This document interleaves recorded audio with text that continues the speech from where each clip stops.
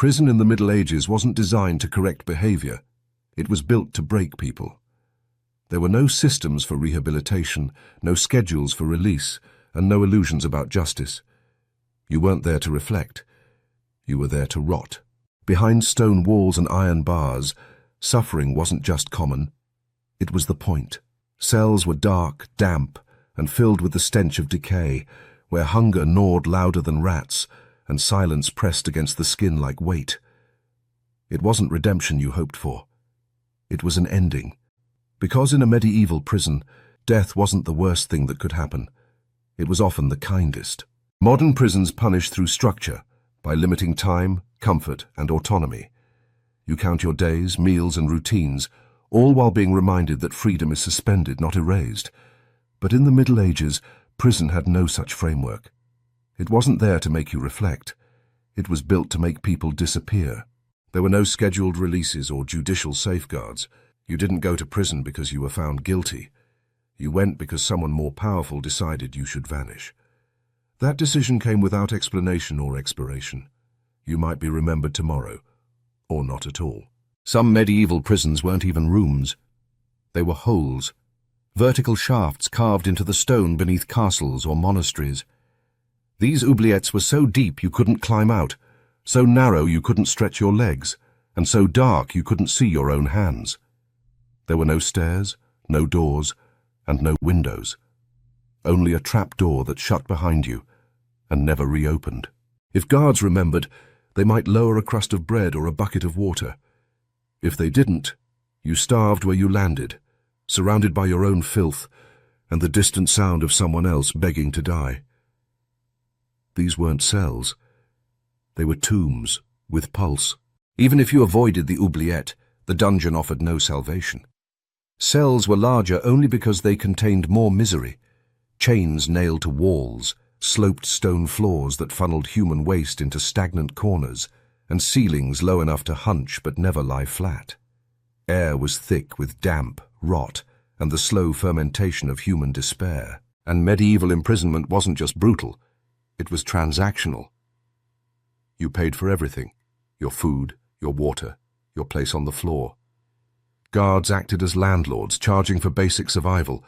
A brighter corner might cost extra, so would fewer rats. Even the weight of your shackles could be adjusted, for a price. If you couldn't pay, you went without. No bribe meant no food, no family meant no straw. You weren't just imprisoned by stone, but by poverty. And since medieval prisons didn't log entries or track sentences, you didn't just serve time, you vanished from it. You were there, and then you weren't. Getting locked away required no crime. Rumors were enough. Offending a priest, wearing banned colors, being accused of sorcery or debt. Even sarcasm could land you in chains.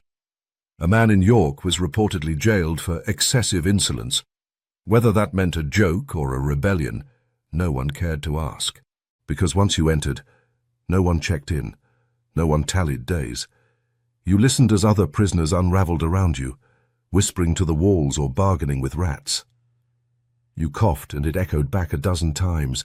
You screamed and it sounded like someone else was answering. Sometimes you weren't sure they weren't. One bishop, locked away for spiritual dissent, chewed off his own tongue after 2 weeks in isolation. He left no message, just a cell that smelled of iron, sweat, and the kind of silence that doesn't end when you stop talking. Madness wasn't a side effect. It was a process, carved into every inch of the walls. And yet, that was never the punishment, only the staging ground for what came next. The dungeon wasn't where your sentence began. It was where your resistance was quietly eroded. You weren't waiting for a trial. You were waiting to be shaped into someone too broken to protest whatever fate was decided for you. By the time your name was called, you no longer recognized it. This was not a system built for redemption, clarity, or proportional response. There was no higher purpose behind the suffering, only the efficiency of silence, the usefulness of fear, and the ease of forgetting. These prisons weren't built to contain bodies. They were built to erase people, slowly, completely, and without ever making a sound loud enough to remember. And if you were lucky, your body gave out before your mind. But if you weren't, if you stayed too strong for too long, You learned a far worse truth, that the real torture wasn't what waited outside the door. It was being left alive long enough to beg for it. A medieval prison cell may look like an empty stone room to us, but that's only if you're not paying attention. Every corner, every surface, every shift in air was engineered not to contain you, but to erode you. These cells weren't spaces of restraint. They were machines of unmaking, built not to hold your body in place, but to wear your spirit into dust. What looked like bad construction was often deliberate design. Floors were uneven to keep you from sleeping comfortably. Ceilings were so low you couldn't fully stand, yet just high enough to prevent rest. Some were sloped, guiding condensation from the cold stone above to drip in steady rhythm onto your head. Not a leak, not a flaw. A slow, mechanical torment calibrated to make you break down by the hour. Windows were either absent or useless. Narrow slits that allowed just enough light to reveal how filthy you'd become, but never enough to orient yourself in space or time. Guards, of course, had access to light. Some cells even had small grills cut into the ceiling, so they could peer in without being seen. You weren't just a prisoner. You were a specimen. Something to observe as it slowly stopped behaving like a person. Food wasn't sustenance. It was messaging. A crust of mold-covered bread, a bowl of congealed broth that reeked of leather and iron. These weren't meals. They were reminders of control. You didn't eat to live. You ate to delay the inevitable. And even that wasn't guaranteed. If food was withheld, it was framed as mercy. If spoiled, it was considered a test. Either way, you swallowed because the alternative wasn't freedom. It was starvation. Water was technically available, but seldom clean. Some prisoners drank from shared buckets that hadn't been scrubbed since the last outbreak of plague. Others collected moisture from walls or cupped runoff from a crack in the stone after a storm. One inmate in Bruges reportedly survived 2 weeks by licking condensation from the ceiling. He died of infection. The guards called it a success. And then there were your neighbors, not always human. Rats nested in the straw, fleas bit through your skin, and if you were unlucky, you shared your space with the unburied dead. In overcrowded dungeons, bodies were stacked for sleep, and prisoners awoke to find someone beneath them no longer breathing. In cleaner cells, the stench lingered longer than the screams. You didn't ask for privacy. You forgot what it meant. But isolation could be worse. Solitary confinement wasn't silence. It was distortion. With no one to talk to, your own breath became too loud, your heartbeat a metronome of madness. The longer you sat in the dark, the more the space closed in. And when the walls seemed to breathe, not metaphorically, but in sync with your panic, you realized you weren't alone. You were dissolving. The guards weren't just enforcers, they were architects of fear. Some prodded prisoners for fun, others charged money for air or mockingly fed scraps to the desperate. One French warden reportedly tossed coins into cells just to watch starving men fight for them. He called it entertainment. The records don't say what the prisoners called it. Maybe they stopped calling anything anything. By the time they opened your door, if they ever did, there was no person left to punish. You were no longer angry or frightened, or even aware of the time that had passed. You didn't ask questions because language had become a stranger and thought no longer moved in full sentences. What they pulled from that cell wasn't a prisoner. It was a shell that used to hold one. That's what medieval prison truly was. A slow dismantling of the human mind. One drip, one scrape, one hallucination at a time. It didn't need chains to hold you or walls to trap you. It just needed time, silence, and a bit of darkness. And once those tools had done their work, punishment was no longer necessary. Because what remained wasn't guilty. It wasn't innocent. It wasn't anything at all. When people imagine medieval torture, they picture a stage, a wooden scaffold in a town square, a screaming prisoner, and a crowd waiting for blood. It's theatrical, loud and drenched in spectacle, but also misleading. Because the real torment began long before the crowd arrived. It started in the dark, behind closed stone walls, where pain didn't demand attention. It simply settled in. Medieval prisons weren't just holding cells before execution. They were places where pain arrived early and made itself at home. The suffering wasn't always loud or violent. Sometimes it was built into the walls themselves, methodical, measured, and disturbingly effective. A stone cell didn't need to strike you to break you. It just needed to let the hours pass slowly, without warmth or mercy. Some prisons came fully stocked with classic devices. The rack pulled bodies apart, stretching joints until they separated like rotting rope. The iron boot crushed feet into swollen, splintered pulp.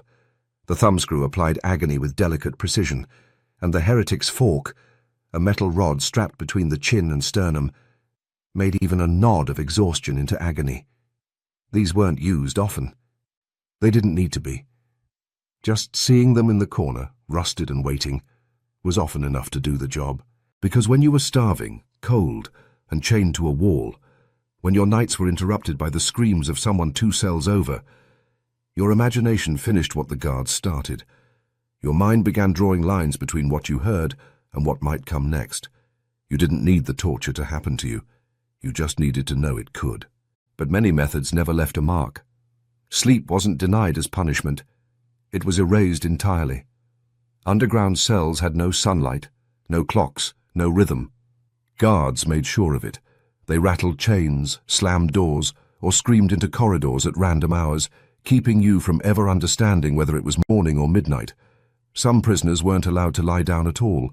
Their shackles were mounted just high enough that they had to sleep upright, their weight pulling on their arms until shoulders dislocated slowly in silence.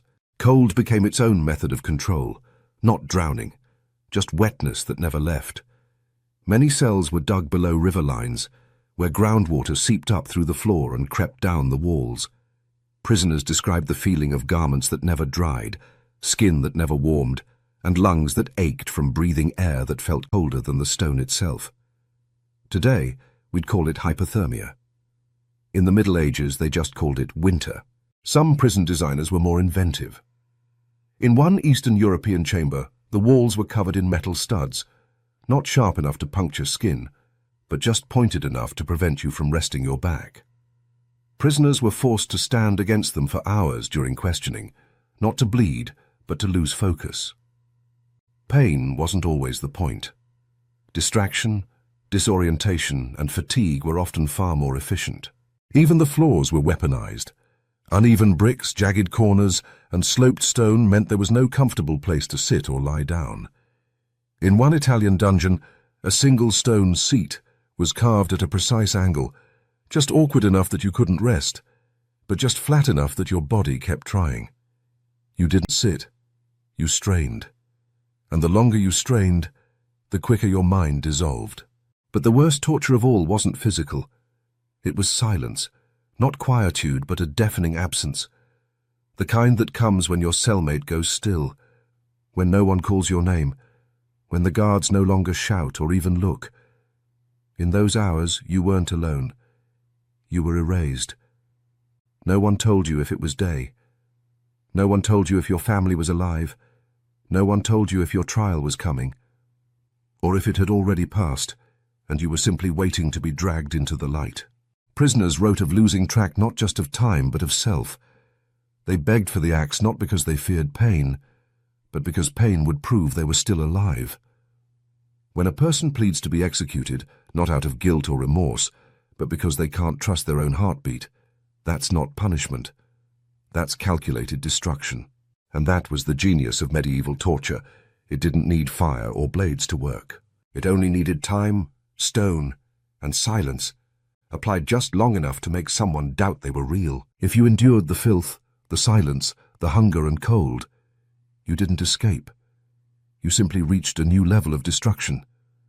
Because in medieval prisons, survival wasn't the end of your suffering. It was the threshold to a deeper kind of unraveling, one designed not to crush you with force, but to quietly dissolve your identity while you waited for something worse. It began with time, or rather, its erasure. Without windows, clocks, or sunlight, your mind lost its grip on rhythm, until hours stretched into hallucinations, and weeks collapsed into fog. One moment you might think it's morning, The next, you couldn't even tell whether the sound outside your cell was real or imagined. The disorientation wasn't accidental. It was precision-designed, a way to untether the mind from anything solid. When the mind drifted, the manipulation began. Guards didn't just restrain the body, they curated hope. A soft promise that your case had reached the bishop. A whispered rumor that a pardon might arrive within days. A murmur that your family had sent a letter. None of it had to be true, because the possibility alone kept prisoners compliant. Hope made you confess what you never did, trade loyalty for rumor, and cling to a future that was never coming. There was never consistency, that was the point. Guards rotated intentionally so that no voice or face became familiar. One day you might be mocked, the next ignored, the next met with unnerving kindness. Patterns dissolved. Trust decayed. Every noise, including your own breathing, began to feel like a stranger trying to get in.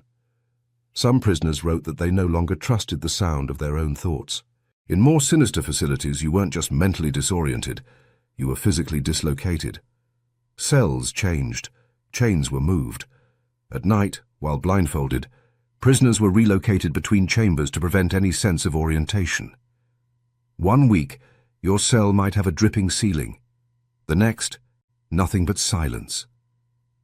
The goal wasn't to confuse, it was to ensure you never knew if you were closer to release or deeper inside the maze. In some cells, a mirror was mounted high on the wall, not for comfort, but collapse. Just a warped, cracked sliver of silver where you'd catch your face by accident. And what stared back wasn't familiar. It wasn't you. It was a hollow shape with your bones, your eyes, but none of your memory. Some prisoners wept not from grief, but because they realized they no longer recognized their own reflection. Your body still moved through the motions, swallowing, sleeping, sometimes even speaking, but what remained inside no longer resembled a person. Thought became clouded, memory lost its edges, and the echo of your own name felt like it belonged to someone else. You weren't refusing to resist. You had simply forgotten what resistance looked like. The pain wasn't sharp, and the punishment wasn't visible. You had been carefully, efficiently erased. So when the door finally opened, whether for sentencing, execution, or public display, they didn't retrieve a prisoner to be judged. They unveiled the final result of a slow, invisible process. A body still upright, eyes still open, but identity emptied like a dry well. There was nothing left to punish, only something left to show. For the rare prisoner who survived the stone cell, the silence, the rats, and the deliberate unraveling of the mind, one final act remained. A ritual that authorities called justice. But in the medieval world, justice wasn't about fairness or facts. It was a performance designed to confirm power and destroy what little dignity a person had left. And by the time your name echoed through the court, your fate had already been sealed by people who stopped seeing you as human the moment you were chained. Your trial hadn't started with the judge. It had begun the day your wrists were bound and your body disappeared behind a locked door. Everything afterward, the accusations, the questions, the pronouncements, served only to dress your sentence in the illusion of formality. This was not a process built to determine truth, but to punish its absence with silence and spectacle. In the rare event that a trial was held, it unfolded quickly and without substance. You stood before a tribunal of clergy, nobles, or minor officials, all of whom had already agreed on the conclusion before you opened your mouth. Evidence wasn't necessary. Testimony could be whispered hearsay, and the principle of guilty until proven innocent wasn't a legal flaw. It was the foundation of the entire proceeding. There were no defenders beside you, no system built to advocate for your life or to challenge the story already written in ink. You were often too weak to speak, your voice dry from thirst, your mind clouded by hunger, your knees barely able to hold you upright. Sometimes a court-appointed speaker interpreted your muttered defense, not to help you, but to translate it into language that fit neatly into a pre-approved sentence. And if the court demanded clarity, they sought it not through questioning, but through torture, not hidden, but state-sanctioned, and presented as a necessary tool for extracting the truth. You were led beneath the courtroom, into the dark, where screams didn't interrupt proceedings, but supported them, and shown the tools that would shape your confession. Whether it was the rack, the strappado, the iron boot, or the heretic's fork, you understood quickly that your suffering had nothing to do with guilt and everything to do with obedience. The objective wasn't death. It was agreement. A confession, shouted or sobbed, that would be transcribed as fact and delivered back to the court like a gift. They didn't need your honesty. They needed your signature in blood, even if it took 3 broken limbs to get it. And if you gave it, that wasn't release. It was the opening act of your sentence.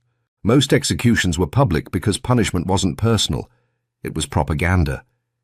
You were dragged through filthy streets, beaten by guards, stripped of your name, and presented to the crowd not as a man, but as a message. Hangings were common. Beheadings were reserved for the noble. Burning was saved for those whose crimes offended both the state and the church. But no method was random. Each was selected to send a very specific signal, and when your body collapsed, the message didn't stop. Some corpses were hung in cages, nailed to gates, or rotted in fields so they could keep speaking to passers-by in bone and ash. Families were denied the right to bury you. Your name was erased from records. You became a permanent part of the cautionary architecture of the city. Another warning carved into the landscape by those in power. But if you weren't killed, if your punishment was only imprisonment, then your sentence was made not of law, but of silence, mold, and time. You remained locked in that stone box, breathing air that never moved, listening for footsteps that never arrived, and waiting for death to take the shape of something you could finally name. Because in the end, medieval justice wasn't about guilt. It wasn't even about crime. It was about reminding everyone who controlled the definitions of right, wrong, and survival. The system didn't need to be consistent or honest. It only needed to make you beg for a punishment that would let it stop. Not because you feared the pain of dying, but because living meant watching yourself disappear, slowly. With every day the cell kept you alive. If execution marked the end, then survival was the crueler sentence. Because for a handful of prisoners, the door eventually opened, and something was released that looked human but wasn't whole.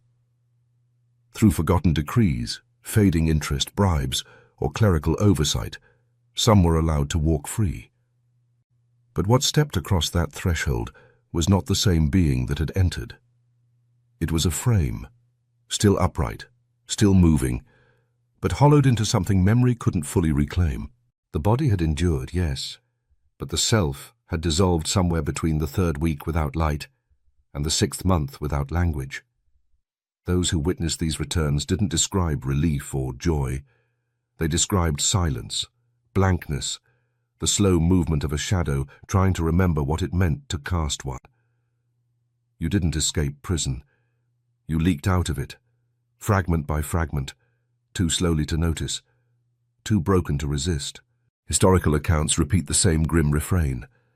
Freed men flinched at candlelight, recoiled from touch, and refused to sleep indoors for fear the ceiling might close in again. They chose tree roots over wooden beds, barn straw over linen, because the open sky was the first thing that hadn't tried to unmake them. Indoors felt like a trick. Shelter had become the shape of betrayal. Some never spoke again, not from fear, but because language had become a tool that no longer fit in their hands. Inside those cells, words served no purpose, and outside them, they only drew questions no one wanted to answer. Even the few who returned to family or farms carried a weight that didn't show in their walk, but hung behind their eyes like a curtain drawn too tightly to pull back. Society didn't embrace them. It watched them, judged them, labeled them not as victims of cruelty, but as carriers of its stain. One man, released after 7 years in the Bishop's Keep, was denied entry to his village not for a crime, but because, in the words of his own brother, he no longer looked like someone who belonged in sunlight.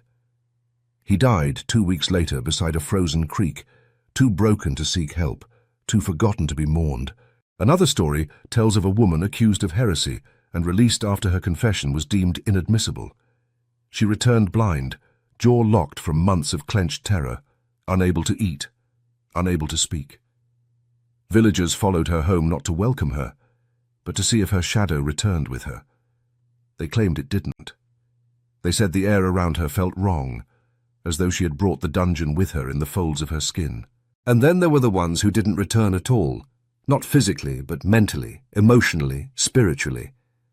They sat in corners of marketplaces counting stones for hours, whispered names to birds that never came, dug holes into soft earth only to refill them again and again, as though rehearsing for a ritual that no longer had meaning.